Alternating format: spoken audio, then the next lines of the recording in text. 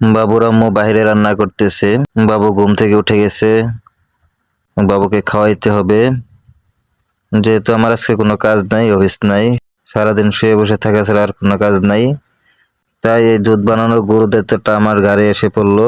আপনারা হয়তো মনে করতে পারেন যে আমি মনে হয় সংসারের সব কাজকর্ম নিজেই করি, কিন্তু আসলে আমি সারাদিন শুয়ে বসে থাকা ছাড়া আর খাওয়া ছাড়া কোনো কাজ করি না। কিন্তু এখন আর সেই দিন নাই। আল্লাহর রহমতে আমাদের বাবু যখন আসছে তখন থেকে বাবুর টেক কেয়ার আমাদের দুইজনকেই করতে হয়। আসলে দুজনের সংসার, আমি জব করি, সে একা একা তো এত কিছু সামলাতে পারে না, তাই মিলেমিশে আমাদের কাজকর্ম করতে হয়। তো দুধ বানানোর খুব একটা অভিজ্ঞতা আমার নাই, আজকে প্রথম, জানি না কেমন হবে। বাবুকে খাওয়াইতে হবে, একটা বড় কথা।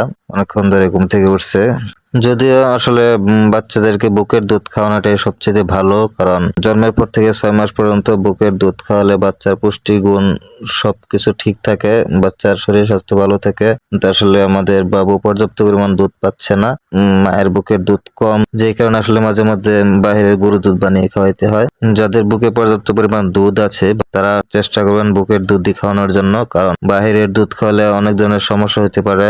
বাবুর পেট ব্যথা হতে পারে, তারপরে বাবুর পায়খানা সমস্যা হতে পারে, বাবুর পেটে গ্যাস হতে পারে, নানান ধরনের সমস্যা হয় বাইরের দুধ খাওয়ালে।